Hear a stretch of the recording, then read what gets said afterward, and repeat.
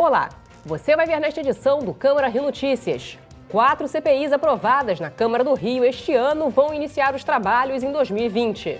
Expectativa na Saara. Comerciantes esperam o crescimento das vendas nos dias que antecedem o Natal. O movimento está dentro do esperado, um pouco melhor que os últimos 3, 4 anos, mas ainda não é o movimento que a gente teve lá no passado, quando tinha uma multidão de pessoas igual saída de estádio lotado. E a Câmara do Rio promove o encerramento do projeto Carioquinha de 2019, que este ano levou cerca de 1.500 alunos da rede pública à sede do Legislativo Carioca.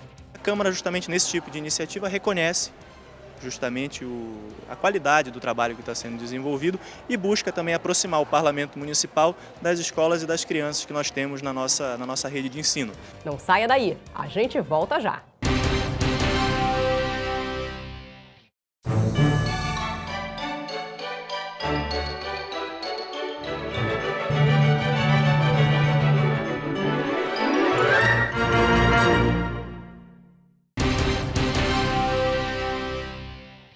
A gente abre esta edição do Câmara Rio Notícias falando das 4 CPIs que foram instaladas neste ano e que os trabalhos vão começar em 2020. Vai ser mais um ano de muita investigação à administração municipal. Em 2019 foram concluídas 12 CPIs, mas os vereadores não param por aí. Para 2020 estão previstas a continuação de mais 4 comissões parlamentares de inquérito. O vereador Major Elito Zalem presidiu comissão parlamentar para investigar o uso descomedido de contratações emergenciais feitas pela Prefeitura. Uma obra, ela é decidida se é emergencial ou não por uma questão política. O engenheiro, ele faz o relatório, ele faz o laudo, ele dá o parecer técnico dele e a decisão cabe a um ente político que nem sempre tem o conhecimento técnico e vai levar em conta os critérios técnicos. Isso é assombroso, isso é algo que precisa ser modificado na administração pública. O parlamentar Babá recebeu denúncias sobre as más condições de trabalho dos professores, merendeiras e outros profissionais dentro das escolas do município. Por isso, ele criou uma CPI para apurar essas denúncias. Já o vereador Fernando William criou uma comissão para investigar as obras paralisadas da cidade. Verificar as diversas obras que o Tribunal de Contas constata que foram iniciadas e que estão suspensas, para cobrar da Prefeitura que conclua essas obras, né, e resolva esse grave problema de obras que começam, não terminam, não há responsabilidade. Aliás, é bom que fique claro, porque existe um dispositivo da Lei de Responsabilidade Fiscal que determina que não se pode iniciar uma nova obra sem concluir a anterior.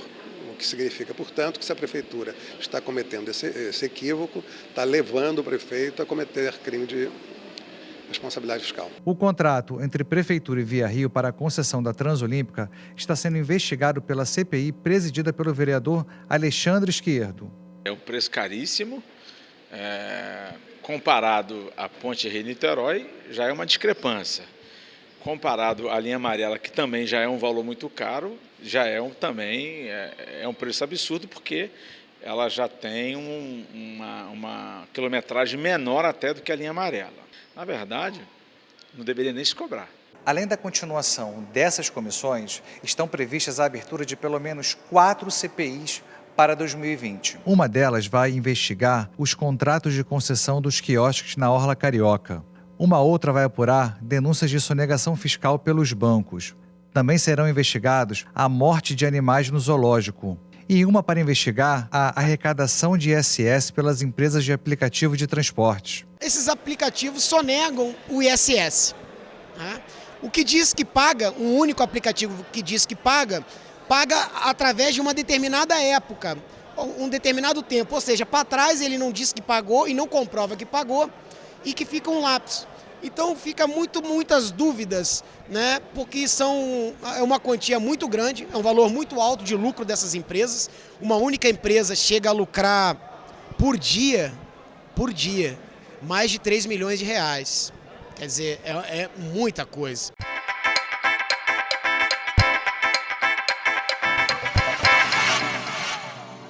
Um ano difícil, né? Um ano muito difícil. Tivemos alguns avanços no nosso mandato, aprovamos leis importantes, nos embrenhamos numa luta muito grande desde o ano passado, que a gente vem dizendo sobre a grave situação da saúde. Eu tenho quase todos os dias no plenário, toda terça, quarta e quinta eu vinha ao plenário dizer que estava acontecendo isso, que o prefeito estava tirando dinheiro da saúde irregularmente, que a crise cada vez ia ser maior, mas o prefeito resolveu fazer um governo que o povo, no último final de semana, numa pesquisa, mostrou o que o povo acha, uma rejeição brutal do prefeito Crivella, e essa Câmara teve muita dificuldade. Por exemplo, essa Câmara foi contra o que o povo diz, ao não aprovar o impeachment do prefeito Crivella 3 vezes por motivos claros, motivos claríssimos que poderiam ter sido levados a isso. Chegamos ao final do ano na maior crise que esse município já sofreu desde 88, desde a falência da prefeitura.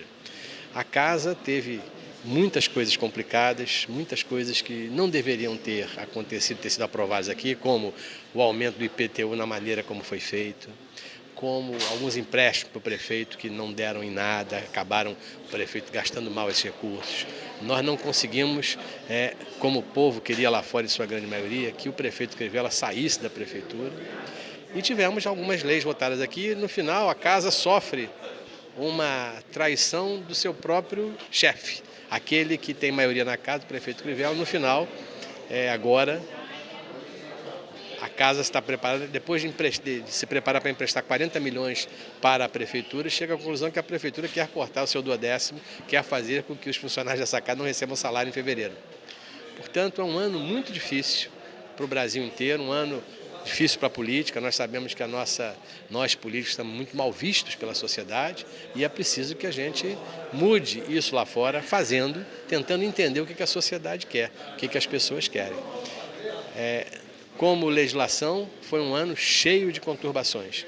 Foi muito mais a discussão, menos leis e mais discussão da política da prefeitura. E, lamentavelmente, não foi um ano bom para a cidade do Rio de Janeiro, porque nós tivemos uma prefeitura lastimável. Chegamos ao final do ano, eu dizia no início do ano que o governo do prefeito Crivella estava no CTI, era um paciente em estado grave, e eu não tenho dúvida que esse governo está em morte cerebral. Esse ano foi um ano muito proveitoso, fiz uma indicação parlamentar que eu julgo de extrema importância para a educação e para as crianças do nosso município, que foi a criação da Escola de Lutas, um projeto que surgiu aqui na Câmara. Fiz uma indicação ao prefeito Marcelo Crivella e à secretária Thalma Romero, que abraçaram o projeto, que é o ensino das artes marciais nas escolas do município, que até então não existiam.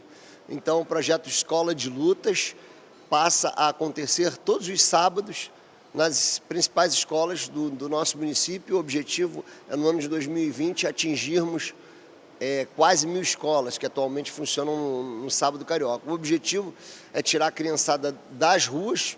Muitas crianças, principalmente nas áreas desfavorecidas do município do Rio de Janeiro, às vezes tem tempo ocioso no final de semana e acabam tendo má influências ou então caminhando pelo um caminho errado, e o ensino das artes marciais traz essa criança que fica muito tempo ocioso, principalmente nas áreas desfavorecidas do município, nas áreas carentes, traz para dentro da escola. E ensina disciplina, ensina a hierarquia, a superação de obstáculos, a filosofia milenar das artes marciais, do jiu-jitsu, do boxe, do muay thai, da capoeira, do karatê, do kung fu, todas as artes marciais sendo ensinadas por profissionais do segmento nas escolas do nosso município. Então, eu estou muito honrado, eu fico muito feliz, com todo respeito aos outros esportes, mas as artes marciais, pontualmente na área da educação,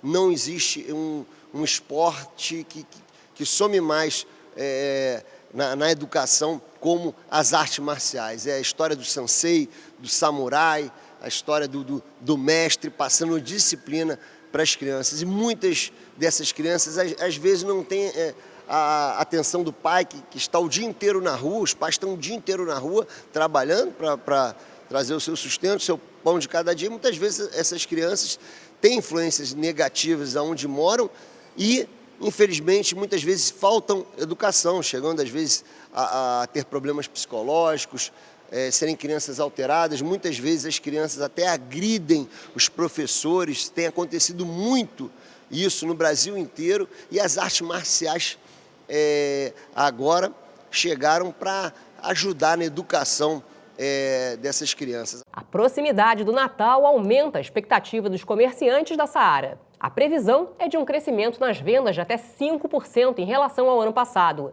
Entre os consumidores que já circulam pela região, chama a atenção a presença de turistas de outros estados que parecem ter descoberto o maior centro de comércio popular da cidade. Há 20 anos, Leandro tenta seduzir o público com a sua potente voz. Artigo 99, a festa maravilhosa em toda loja, você vai se surpreender com a gente. Chova ou faça sol, ele está sempre aqui, entre 10 da manhã e 6 da tarde, e acredita que a sua atuação faz a diferença na hora de fechar o caixa de Natal. Para poder fazer um bom trabalho, você tem que estudar toda a loja e saber o que você pode oferecer. Porque muitas pessoas vêm e às vezes ela nem sabe o que procura, ela sabe o que precisa, mas não aonde ou de que forma procurar. E você tem que instruir ela. E para isso tem que saber tudo que você tem aqui dentro dessa loja. Nas ruas da Saara, o movimento é grande. Em algumas lojas, nem tanto. O dono desta, que vende lembranças para turistas, diz que, apesar disso, os negócios melhoraram cerca de 20% em relação ao ano passado. O peruano, que vive no Brasil há 2 décadas, aposta neste novo filão na região. Antigamente, Saara não era muito conhecido na parte de turismo. Agora, depois de 2014, Copa do Mundo, Olimpíada, e também quando fizeram o Museu da Manhã, a parte aqui, a zona portuária, o turista aumentou muito por aqui. A causa desses eventos, que a Saara foi muito conhecido para o foco do turismo. O clima é de relativo otimismo entre os comerciantes que esperavam que o Natal repetisse os resultados das principais datas comemorativas do ano até a Black Friday. Todas venderam muito abaixo do esperado, de acordo com o levantamento do Clube dos Diretores Lojistas, que projeta um aumento nas vendas de 3,5% no mês de dezembro. É uma melhoria no ambiente de negócio, tanto a nível nacional, com as medidas que o governo vem adotando com relação à economia, como também no estado e no próprio município do Rio de Janeiro. Esta loja de roupas apelou para as promoções para vender mais. A calça jeans caiu de R$ 40 para R$ 29,99. As blusas femininas custam menos de R$ 6. As polos não chegam a R$ 15. Mesmo assim, os vendedores reclamam. O movimento agora que está melhorando um pouquinho, mas nada comparado com antigamente. Hoje em dia as coisas estão difíceis, mas a gente faz o que pode, né? E quem decide comprar não quer gastar muito. Em média, a senhora está gastando quanto por presente? Não muito, é só lembrancinha mesmo, no máximo R$50 estou gastando. Acho que dá para comprar um presente bom a preço barato, R$40, R$50, pode ter até alguma coisa também que te surpreenda, você paga 20 e vai fazer, chegar lá e a pessoa vai ficar encantada com o teu presente barato. Esse grupo não é do Rio e descobriu a Saara sem querer. Eles gostaram tanto dos preços que decidiram comprar todos os presentes de Natal por aqui. Muito bom, pode comprar, muito bom. Já comprei muita coisa aqui e vou procurar mais coisa para meus amigos, principalmente coisa do Flamengo, porque tem muito flamenguista lá e as coisas aqui, ó. O vice-presidente da Saara está otimista com as vendas, principalmente porque o crescimento veio se consolidando ao longo do ano. O movimento está dentro do esperado, um pouco melhor que os últimos 3, 4 anos, mas ainda não é o movimento que a gente teve lá no passado, quando tinha uma multidão de pessoas igual saída de estádio lotado. Isso vai chegar, mas é um crescente, mas continuado, firme. E o que motivou esse crescimento? Eu acho que a vinda do dinheiro de FGTS e outros pagamentos em dia, que em outros anos não ocorreram, também tem uma maturidade do público. Ele hoje sabe comprar um pouco melhor a crédito e sabe fazer valer o dinheiro quando ele está comprando à vista, ele sabe pechinchar. E eu acho que a tradição daqui do Saara é sempre uma coisa que a pessoa faz uma visitinha. Projeto de lei proíbe o uso da farinata no município. Câmara do Rio entrega moções de louvor e aplausos aos representantes de escolas da 10ª Coordenadoria Regional de Educação. Proposta em tramitação incentiva a doação de aparelhos auditivos para alunos de escolas municipais. Câmara do Rio analisa a proposição que obriga o município a instalar sistema de GPS, o Sistema de Posicionamento Global, em veículos contratados pela Prefeitura. E você vai ver no próximo bloco. Câmara promove solenidade de encerramento do projeto Carioquinha 2019.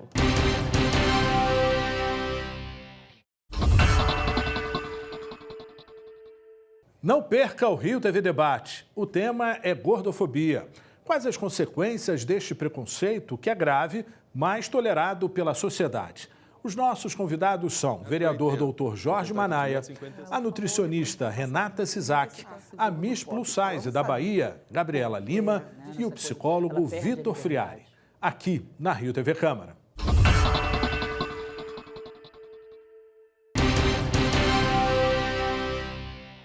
Os 5 principais bancos do país detêm entre 90 mil e 100 mil imóveis retomados em pagamento a dívidas.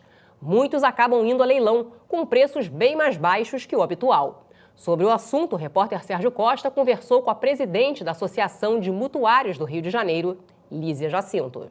Lízia, crédito imobiliário em tempos de crise. Qual seria a sua dica mais valiosa? As pessoas costumam me perguntar, né? Quanto que eu devo comprometer de renda? Os economistas falam, todas as pessoas que trabalham nessa área falam 30% de comprometimento de renda. E eu sempre falo, tá, mas é a renda familiar. E se um dos dois perder essa renda? Então, um casal que ganha, por exemplo, um ganha 5 mil e o outro ganha 5 mil, 10 mil reais, 30%, ok, podemos pagar uma prestação de 3 mil reais. Se um fica desempregado, por exemplo, eu vou ter uma prestação de 3 mil reais para pagar, numa renda familiar de 5 mil reais. Essa conta não vai fechar em algum momento, porque Ou seja, é um raciocínio muito mais atual, né? De quem vive a instabilidade do mercado de trabalho. A gente precisa pensar a longo prazo. Financiamento é longo prazo. E a vida da gente muda, né? A dinâmica da nossa vida é essa. Então, acho que a gente precisa pensar no longo prazo e tentar precaver um pouquinho das coisas que podem vir a acontecer e evitar a dor de cabeça maior. Qual seria a melhor estratégia? Eu penso que um dos dois comprometer a renda com o financiamento imobiliário. E se for 30%, mas que seja da renda de um e não a renda familiar total. Porque isso vai evitar com que lá na frente, se acontecer, a gente torce para que não aconteça, né? Porque é uma desestrutura familiar muito grande. Mas a gente torce para que não aconteça. Mas se acontecer, eu não corro o risco de ter que tirar um filho da escola, de ter que deixar de pagar alguma conta, de ter que parar de pagar o meu financiamento imobiliário. Enfim, então eu acho que a dica é comprometa a renda de um. Agora, o que o consumidor precisa fazer quando ele percebe que está tendo dificuldade aí para honrar os seus pagamentos? A nossa orientação é sempre procure o agente financeiro, sempre. Estou vendo que estou começando a ter dificuldade, procure o agente financeiro. Vê se é possível renegociar, se é possível usar a FGTS, se você tem como, de repente, bloquear por alguns meses a cobrança dessas prestações, se é possível alongar um pouco mais. O prazo hoje de financiamento são 420 meses. Então, nos contratos em que você tem um número inferior de prestações, é possível sim, lógico, se o agente financeiro permitir, que você alongue um pouco o prazo desse financiamento. Então, nossa orientação sempre é procure o agente financeiro. Você falou aí na questão de renegociar. Você acredita que hoje o mercado imobiliário está mais aberto para esse tipo de proposta? Ou seja, quando a gente admite que não consegue pagar, quem está cobrando essa dívida acaba dando um jeito viável para conseguir o dinheiro, ou seja, existe essa questão de ajudar quem está justamente com dificuldade, com atraso?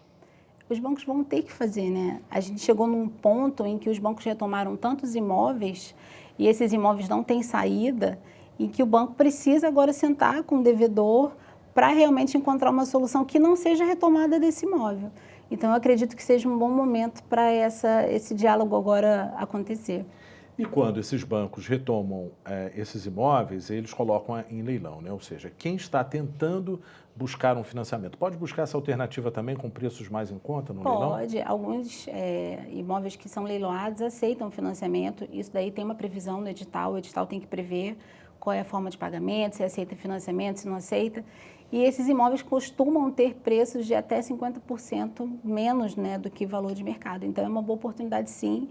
A minha orientação sempre é busque alguém que entenda do assunto para te orientar nesse momento de compra, porque não é uma compra normal, padrão, você concorre com outras pessoas.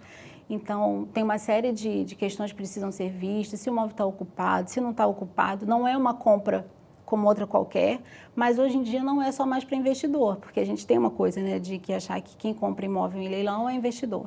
E não, hoje a gente vê famílias adquirindo, sim, para moradia, imóvel em leilão. Em que situações eu consigo reverter essa possibilidade de perder o imóvel? Se você já tiver iniciado, se o banco já tiver iniciado o processo de retomada do seu financiamento, ele precisa ter uma série de exigências, cumprir uma série de exigências da lei. E se ele não cumpre, você tem possibilidade de reverter a retomada desse imóvel em leilão. Se você também conseguir pagar o débito, mesmo que já tenha iniciado o procedimento do leilão, se você tiver condições de pagar as prestações em atraso, é possível também reverter esse momento. Então, mas o mais importante é que, como o banco tem uma série de exigências da lei para poder retomar o teu imóvel, se o banco deixa de cumprir qualquer uma delas, é possível reverter essa situação. Quando que a gente deve ficar preocupado? Ou seja, quando que aparece lá o alerta que eu não estou num processo muito saudável com esse crédito? Os contratos, eles preveem com quantas prestações em atraso o seu imóvel pode ser levado a leilão. Normalmente, são 3 prestações. É um tempo muito curto. Então, se você não pagou a primeira esse mês... Já se enrola na segunda. Está com uma dificuldade com a segunda, opa... Certamente você não vai honrar a terceira. Está entendendo que a terceira... Porque às vezes você consegue, não, estou com dificuldade agora, vou suprir essas 3. Mas aí você enrola de novo. E aí você vai nessa bola de neve. Então, procura o agente financeiro para tentar renegociar. Porque são 3 prestações, é muito rápido. Lísia, muito obrigado pelos seus conselhos e informações. Eu fico muito feliz sempre quando a gente pode levar algum tipo de informação para os compradores, para os mutuários. Eu me coloco sempre à disposição. Muito obrigado. Tá bom? Ingrid, com você. E aconteceu nesta sexta-feira na Câmara Municipal a solenidade de encerramento do projeto Carioquinha de 2019. A sede do Legislativo Carioca recebeu este ano alunos de 39 escolas públicas. Última sexta-feira do ano não é dia de aula, mas esses alunos da rede municipal de ensino vestiram o uniforme de suas escolas com orgulho.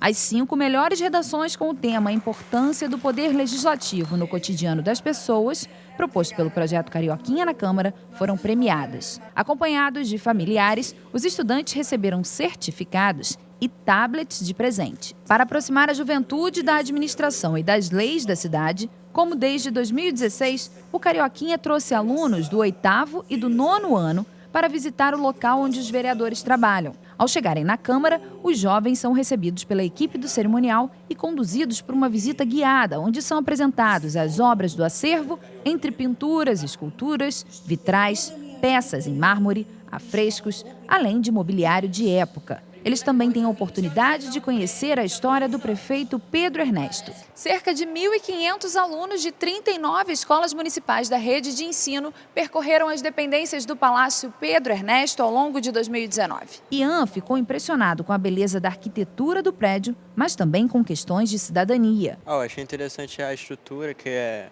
bem antiga. Eu também gostei que muita gente não conhece o Poder Legislativo e é desconhecido, por isso que dá alguns problemas relacionado à corrupção.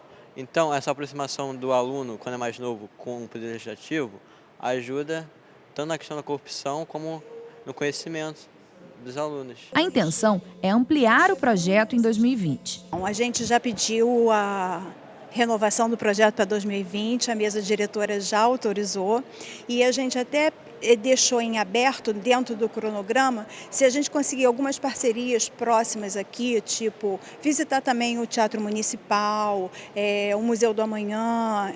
A gente está tentando criar umas parcerias para ampliar essa visita, né? E com isso o conhecimento deles, tudo isso. Com certeza a gente vai conseguir, mas o projeto em si, Carioquinha, já está aprovado. Thaís foi a primeira colocada no concurso e, além de um notebook, ganhou um incentivo para continuar se dedicando a escrever. Eu não acreditava que eu ia ganhar assim de primeiro lugar e quando eu comecei a fazer redação eu até pensei em desistir porque eu achei que não fosse conseguir, mas aí eu não desisti porque a professora me aconselhou e tal. E aí eu fui e fiz a redação baseada no que a moça tinha falado, conversaram com a gente, baseado no que eu aprendi. E aí eu fiz e ganhei. Acho que agora que eu fui premiada eu me senti mais estimulada, porque antes eu até gostava de escrever, mas não tanto. Aí agora eu acho que eu tenho potencial para isso. Durante o passeio, os estudantes aprendem noções de processo legislativo, ordenamento jurídico brasileiro e divisão dos poderes de Estado, o que, segundo o vereador Leandro Lira, funciona como uma semente de conhecimento. É muito importante. A premiação aqui hoje, juntando os alunos, juntando os professores, foi fundamental justamente para poder coroar as redações que eles fizeram. As redações foram muito bonitas, na verdade, tratavam do Poder Legislativo Municipal, da experiência que eles tiveram aqui na Câmara, todas com a caligrafia impecável, o conteúdo. Então foi realmente uma cerimônia para poder está prestigiando esse mérito que é total deles, total das escolas, total dos professores, do trabalho que vem sendo feito. E a Câmara, justamente nesse tipo de iniciativa, reconhece justamente a qualidade do trabalho que está sendo desenvolvido e busca também aproximar o Parlamento Municipal das escolas e das crianças que nós temos na nossa rede de ensino. E o Câmara Rio Notícias fica por aqui. Acompanhe nossa programação também nas redes sociais. A Rio TV Câmara está no YouTube, no Facebook, no Instagram e também no Twitter. Obrigada pela companhia. Até a próxima.